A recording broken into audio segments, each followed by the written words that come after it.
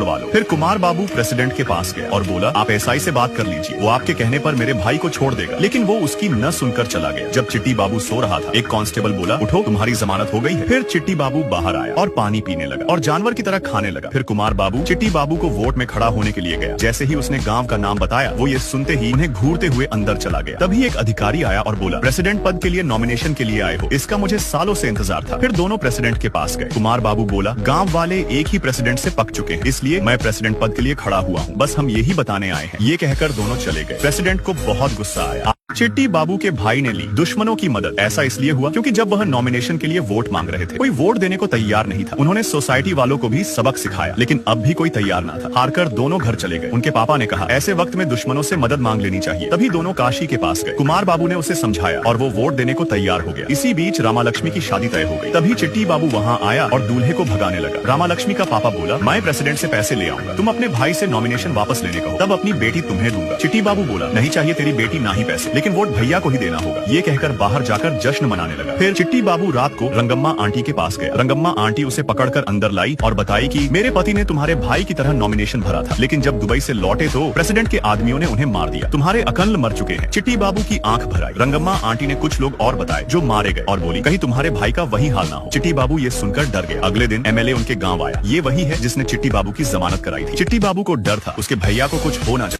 चिट्टी बाबू को लगा उसके भाई को कोई मारने जा रहा है। तभी चिट्टी बाबू उसको जाके पकड़ लिया। एमएलए ने कहा, ये मेरा आदमी है, जब तुम इतना डर रहे हो तो लोग कैसे साहस दिखाएंगे। ये कहकर चला गया। कुमार बाबू चिट्टी बाबू को डांटने लगा और इन सब काम से दूर रहने कहा। अगली सुबह चिट्टी बाबू अपने भैया से बात कर रहा था। तभी उसका चेला आया और बोला, सब अपने वोट वापस ले रहे हैं। ये सुनकर कुमार बाबू जल्दी से उनके पास गया और बोला, क्या हुआ? काशी बोला, तुम नाटक मत करो, सब गाँव वाले कह रहे हैं तुम्हारे भाई ने प्रेसिडेंट से पैसे लिए। कुमार बाबू बोला, मेरे साथ चलो, मैं चिट्टी बाबू से पूछूंगा, अगर मेरा भाई गलत होगा तो मैं खुद नॉमिनेशन से नाम हटा लूंगा। कुमार बाबू चिट्टी बाबू के पास गया और पूछा, तुमने प्रेसिडेंट से पैसे लिए थे? चिट्टी बाबू ने मना किया। कुमार बाबू ने गले पर चाकू रखकर पूछा। चिट्टी बाबू बोला, हाँ लिए थे। कुमार बाबू का दिल टूट गया। फिर चिट्टी बाबू को घर से बाहर निकाल दिया। फिर चिट्टी बाबू प्रेसिडेंट के पास गया और बोला, नहीं चाहिए मुझे ये पैसे, मेरे भैया गाँव के लिए कितना कुछ कर रहे हैं, उनके लिए तो मैं मरने को भी तैयार हूँ। फिर चिट्टी बाबू जाते जाते बोला, कुमार बाबू का एक छोटा भाई भी है, उसे मारने से पहले उससे गुजरना पड़ेगा। प्रेसिडेंट को गुस्सा आ रहा था, लेकिन वह पूछा। चिट्टी बाबू प्रेसिडेंट को धमकाकर रामा लक्ष्मी के पास गया और रोते हुए बोला, मैंने अपने भाई के लिए तुम्हें छोड़ दिया, तुम मेरे लिए अपने बाप को नहीं छोड़ सकती। ये कहकर चला गया। रामा लक्ष्मी रोने लगी। फिर उसका बाप बोला, ये शादी रुकी तो मैं जहर पी लूंगा। रामा लक्ष्मी बोली, नीचे जहर से कुछ नहीं होगा, पूरी बोतल पी ले। ये कहकर चली गई। फिर चिट्टी बाबू घर जाकर बाहर बैठ गया। फिर सभी उसके पास आकर बैठ गए और खाना खाने लगे। फिर रात को कुछ लोग जुआ खेल रहे थे। चिट्टी बाबू को उन पर शक हुआ। फिर चिट्टी बाबू पर एक ने हमला कर दिया। चिट्टी बाबू सबको मारने लगा। चिट्टी बाबू को कुछ गड़बड़ लगा। फिर उसने भैया के बारे में पूछा। उसने बताया वो शहर गर्लफ्रेंड से मिलने गए हैं। कुमार बाबू गर्लफ्रेंड से मिलने के बाद वापस आ रहा था। कुछ लोगों ने उसका पीछा किया। कुमार बाबू ने स्पीड तेज की और टकराकर गिर गया। फिर वो लोग उसे चाकू मारने लगे। वो अपनी जान बचाते हुए भागा। फिर चिट्टी बाबू वहाँ आया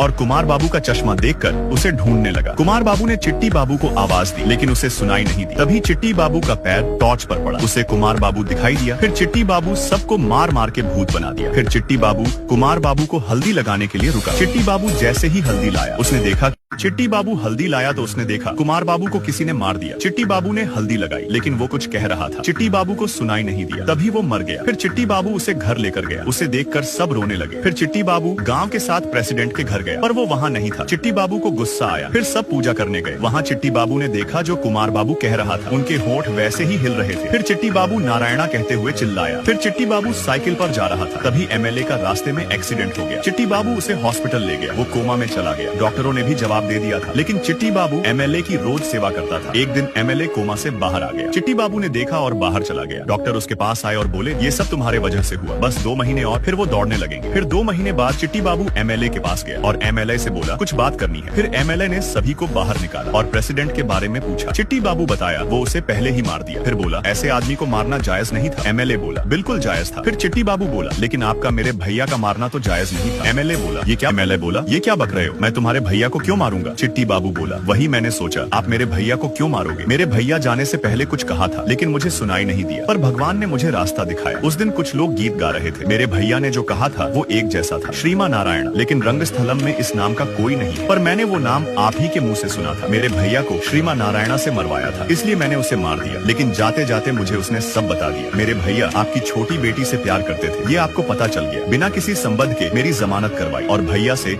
नॉमिनेशन भरवा के प्रेसिडेंट पर इल्जाम लगा दिया। आपने उनकी जान ले ली। एमएलए बोला, जान नहीं लेता तो क्या चुप बैठता? तेरे भाई की औकात मेरे घर में कदम रखने की नहीं है, और सपने मेरी बेटी के देख रहा था। फिर चिट्टी बाबू कुमार बाबू का फोटो दिखाते हुए कान की मशीन निकालकर एमएलए के गले पर वार कर दिया और उसको मार दिया। फिर रामा लक्ष्मी के साथ चला गया। यही मूवी का दी एंड हो जाता है। ऐसे ही और मूवीज के लिए सब्सक्राइब